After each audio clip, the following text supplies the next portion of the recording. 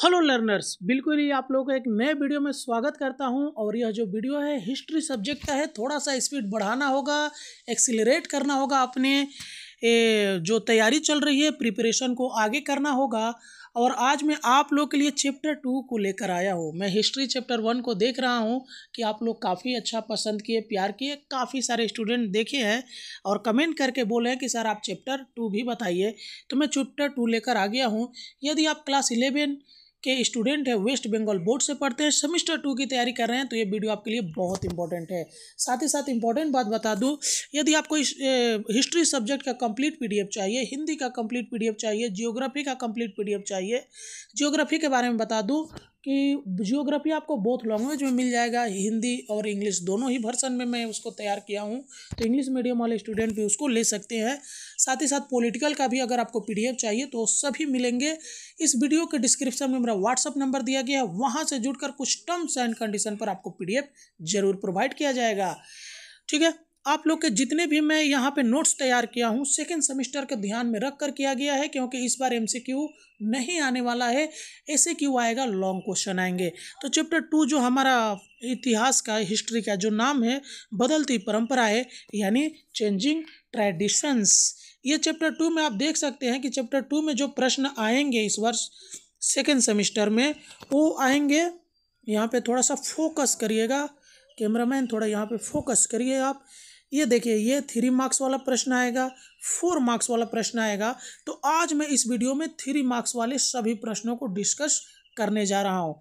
तो चलिए बिना वक्त गंवाए हुए वीडियो को फटाफट शुरू करते हैं। उसके पहले आपकी जो सबसे बड़ी जिम्मेवारी है, वीडियो को लाइक करिए, कमेंट करके बताइए कि आप पश्चिम बंगाल के किस डिस्ट्रिक्ट से इस वीडियो को देख रहे हैं। चलिए शुरू करते हैं वीडियो फटाफट। हमारा जो 3 मार्क्स वाला क्वेश्चन है, पहला क्वेश्चन आ गया, कुशेद से आप क्या समझते हैं। तो कुशेद जिसे धर्म युद्ध भी कहा जाता है, ईसाइयों और मुसलमानों के बीच लड़े गए संघर्षों को दर्शाता है, जो मुख्यतः पवित्र भूमि पर नियंत्रण के लिए हुए हैं। उसके बाद देखिए, प्रथम कुशेद के क्या कारण थे। तो प्रथम कुशेद के मुख्य कारणों में यरूशलेम और पवित्र स्थलों की पुनः प्राप्ति, ईसाई धर्म के प्रति आस्था और मुस्लिम आक्रमण का भय शामिल थे। उसके बाद द्वितीय कुशेद कब और क्यों हुआ था। तो द्वितीय कुशेद 1147 से 1149 के बीच हुआ। इसका कारण यह था कि मुस्लिम शासक नूर अल दिन ने यरूशलेम पर हमला किया, जिससे ईसाई राज्यों की सुरक्षा की आवश्यकता महसूस हुई। आगे, तृतीय कुशेद में इंग्लैंड सम्राट रिचर्ड प्रथम की भूमिका क्या थी।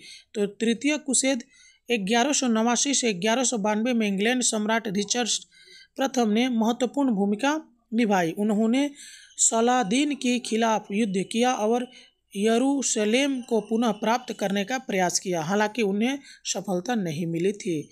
आगे देखिए, चतुर्थ कुशेद के कारणों का उल्लेख कीजिए। तो चतुर्थ कुशेद के कारणों में आपका व्यापारिक लाभ, कॉन्स्टेंटिनोपल पर नियंत्रण पाने की इच्छा और चर्च की शक्ति में वृद्धि शामिल थे। आगे देखिए कि धर्म युद्ध काल में रोमन कला का विकास किस प्रकार हुआ था। तो धर्म युद्ध काल में रोमन कला ने प्राचीन रोमन और ग्रीक कला के तत्वों को अपनाया, जिससे भव्य चर्चों और धार्मिक चित्रों का निर्माण हुआ। वास्तुकला में नई तकनीकों और शैलियों का समावेश हुआ। आगे देखिए, सप्तम कुशेद की घटनाओं का उल्लेख कीजिए। तो सप्तम कुशेद में क्रूसेडर्स ने अंतिम बार अक्का पर हमला किया, लेकिन मुसलमानों ने उन्हें हराया और पवित्र भूमि से क्रूसेडर्स का अंत कर दिया। इस दौरान राजनीतिक और सैन्य संघर्ष चल रहे थे। आगे, पुनर्जागरण से आप क्या समझते हो। तो पुनर्जागरण एक सांस्कृतिक और बौद्धिक आंदोलन था जो 14वीं से 17वीं शताब्दी के बीच यूरोप में हुआ, जिसमें प्राचीन ग्रीक और रोमन संस्कृति की पुनः खोज और मानवता की समृद्धि पर जोर दिया गया। आगे, पुनर्जागरण की प्रमुख विशेषताओं का वर्णन करें। तो पुनर्जागरण की प्रमुख विशेषताओं में मानववाद, कला और साहित्य में नवाचार, प्रिंटिंग प्रेस का विकास और विज्ञान में प्रगति शामिल है। आगे विभिन्न इतिहासकारों ने पुनर्जागरण को किस रूप में परिभाषित किया है? तो इतिहासकारों ने पुनर्जागरण को मानवता का पुनर्जन्म, संस्कृति का विकास और प्राचीन ज्ञान की पुनः खोज के रूप में परिभाषित किया है। आगे पुनर्जागरण की शुरुआत इटली में क्यों हुई थी? तो पुनर्जागरण की शुरुआत इटली में व्यापारिक समृद्धि, प्राचीन रोमन विरासत और शैक्षणिक केंद्रों की उपस्थिति के कारण हुई। उसके बाद पुनर्जागरण काल में नगरों का उत्थान किस प्रकार हुआ? तो पुनर्जागरण काल में नगरों का उत्थान व्यापार, कला और विज्ञान के विकास के कारण हुआ, जिससे प्रमुख नगर जैसे फ्लोरेंस, वेनिस और मिलान सांस्कृतिक केंद्र बन गए। पुनर्जागरण काल में शिक्षा का विकास किस प्रकार हुआ? तो पुनर्जागरण काल में शिक्षा का विकास मानववादी विचारों और विश्वविद्यालयों की स्थापना के साथ हुआ, जिसमें प्राचीन ग्रंथों का अध्ययन किया गया। आगे पुनर्जागरण काल में साहित्य के क्षेत्र में किस प्रकार वृद्धि हुई? तो पुनर्जागरण काल में साहित्य में नए विचारों और शैली का समावेश हुआ। दांते, चांसर और शेक्सपियर जैसे लेखकों ने महत्वपूर्ण कार्य किए, जिससे साहित्य में गहराई आई। पुनर्जागरण के समय चित्रकला का विकास किस प्रकार हुआ? तो पुनर्जागरण के समय चित्रकला में वास्तविकता, परिप्रेक्ष्य और मानव भावनाओं का समावेश हुआ। प्रमुख चित्रकारों में माइकल एंजेलो और लियोनार्डो दा विंसी शामिल है। पुनर्जागरण काल में विज्ञान के क्षेत्र में क्या प्रगति हुई? तो पुनर्जागरण काल में विज्ञान में महत्वपूर्ण प्रगति हुई। वैज्ञानिकों जैसे न्यूटन, कोपरनिकस और गैलीलियो ने अपने कार्यों से विज्ञान में एक नई दिशा दी। पुनर्जागरण के नकारात्मक प्रभाव का वर्णन कीजिए। तो पुनर्जागरण के नकारात्मक प्रभावों में धार्मिक असहिष्णुता, युद्ध और राजनीतिक संघर्ष और सामाजिक विभाजन शामिल थे। आगे रोमन कैथोलिक चर्च का विकास किस प्रकार हुआ? तो रोमन कैथोलिक चर्च में मध्ययुगीन यूरोप में धार्मिक और राजनीतिक शक्ति प्राप्त की। पुनर्जागरण के दौरान इसके समक्ष चुनौतियां आई, लेकिन इसमें अपनी शक्ति बनाए रखी। आगे धर्म सुधार आंदोलन के उद्देश्य क्या थे? तो धर्म सुधार आंदोलन का उद्देश्य कैथोलिक चर्च के भ्रष्टाचार, अनुचित प्रथाओं और विश्वास में सुधार लाना था। इस आंदोलन ने बाइबल के अनुशासन और व्यक्तिगत विश्वास पर जोर दिया।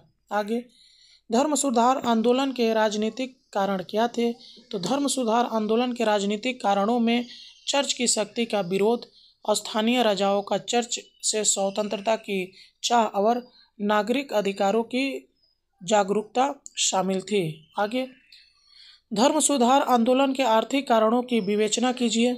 तो धर्म सुधार आंदोलन के आर्थिक कारणों में चर्च की धन और संपत्ति पर नियंत्रण, करों का विरोध और व्यापारिक वर्ग द्वारा चर्च की शक्ति को चुनौती देना शामिल था। उसके बाद धर्म सुधार आंदोलन का तात्कालिक कारण क्या था?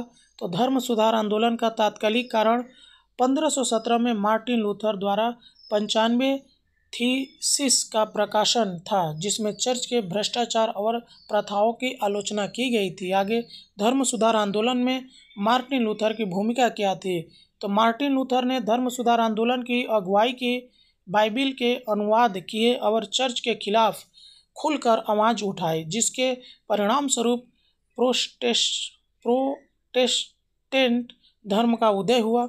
उसके बाद है मार्टिन लूथर के धर्म सुधार आंदोलन का स्वरूप क्या था? तो मार्टिन लूथर का धर्म सुधार आंदोलन एक धार्मिक क्रांति थी, जिसमें विश्वास के द्वारा मुक्ति, बाइबिल की सर्वोच्चता और व्यक्तिगत संबंध पर जोर दिया गया। उसके बाद है मार्टिन लूथर के राजनीतिक विचार क्या थे? तो मार्टिन लूथर के राजनीतिक विचार में चर्च और राज्य के बीच विभाजन, धार्मिक स्वतंत्रता और मानवता की स्वतंत्रता पर जोर था। उन्होंने व्यक्तिगत अधिकारों की रक्षा की। आगे भक्ति आंदोलन की प्रमुख विशेषताएं क्या थी? तो भक्ति आंदोलन की प्रमुख विशेषताएं व्यक्तिगत ईश्वर की पूजा, धार्मिक समानता, सामाजिक सुधार और भक्ति पर जोर देना था। आगे भक्ति आंदोलन में कबीर का क्या योगदान था? तो कबीर ने भक्ति आंदोलन में अद्वितीय योगदान दिया। उन्होंने ईश्वर की एकता, मानवता का प्रेम और अंधविश्वास के खिलाफ आवाज़ उठाई। आगे भक्ति आंदोलन में रामानंद की क्या भूमिका थी? तो रामानंद ने भक्ति आंदोलन में महत्वपूर्ण भूमिका निभाई। उन्होंने संतों के विचारों को फैलाए और हिंदू धर्म में भक्ति की साधना को प्रोत्साहित किया। आगे भक्ति आंदोलन में रामानुज की क्या भूमिका थी? तो रामानुज ने भक्ति आंदोलन में विशेष रूप से विशिष्टाद्वैत सिद्धांत को स्थापित किए, जिसमें ईश्वर की भक्ति और आत्मा का संबंध प्रमुख था। भक्ति आंदोलन के महत्व का वर्णन करिए।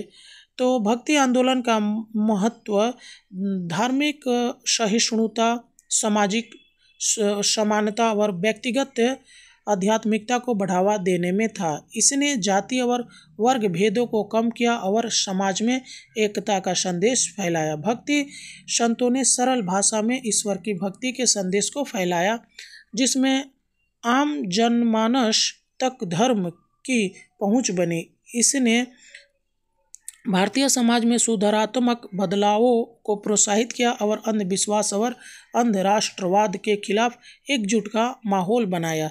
भक्ति आंदोलन ने न केवल धार्मिक विचारों को नया रूप दिया, बल्कि भारतीय संस्कृति और साहित्य में भी एक महत्वपूर्ण स्थान बनाया। ठीक है, तो यहाँ पे हमारा जो 3 मार्क्स वाले क्वेश्चन थे खत्म होते हैं। अगले वीडियो में 4 मार्क्स वाले शुरू करेंगे। पार्ट 2 में मिलते हैं किसी और वीडियो में। तब तक के लिए जय हिंद।